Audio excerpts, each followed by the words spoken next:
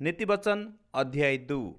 हे मेरे पुत्र, यदि तू मेरे वचन ग्रहण करे और मेरी आज्ञा को अपने हृदय में रख छुड़े और बुद्धि की बात ध्यान से सुने और समझ की बात मन लगाकर सोचे और प्रवीणता और समझ के लिए अति यत्न से पुकारे और उसको चांदी के समान ढूंढे और गुप्त धन के समान उनकी खोज में लगा रहे, तो तू यहोवा के भय को समझेगा और परमेश्वर का ज्ञान तुझे प्राप्त होगा।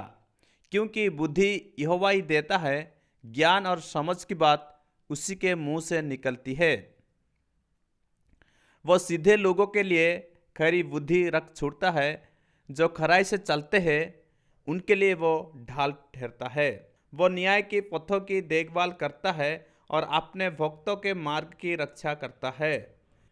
तब तू धर्म और न्याय और निष्पक्षता को अर्थात सब भली बाती चाल को समझ सकेगा।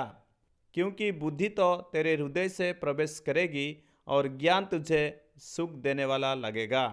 विवेक तुझे सुरक्षित रखेगा और समझ तेरी रक्षक होगी, ताकि तुझे बुराई के मार्ग से और उलटफेर की बातों से कहने वालों से बचाए, जो खराई के मार्ग को छूट देते हैं ताकि अंधेरे मार्ग में चले, जो बुराई करने से आनंदित होते हैं और दुष्ट जन की उलटफेर की बात में मगन रहते हैं, जिनकी चाल चलन टेढ़ी मेढ़ी और जिनके मार्ग बिगड़े हुए हैं। तब तो पराई स्त्री से भी बचेगा, जो चिकनी चुपड़ी बातें बोलती हैं और अपनी जबानी के साथी को छूट देती और जो अपने परमेश्वर की वाचा को भूल जाती है।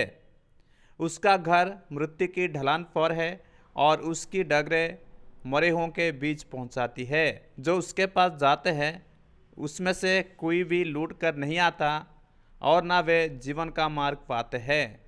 तू भले मनुष्य के मार्ग पर चल और धर्मियों के पथ को पकड़ रहे, क्योंकि धर्मी लोग देश में बसे रहेंगे और खरे लोग ही उसमें बने रहेंगे। दुष्ट लोग देश में से नष्ट होंगे और विश्वासघाती उसमें से उखड़ जाएंगे। May God bless you.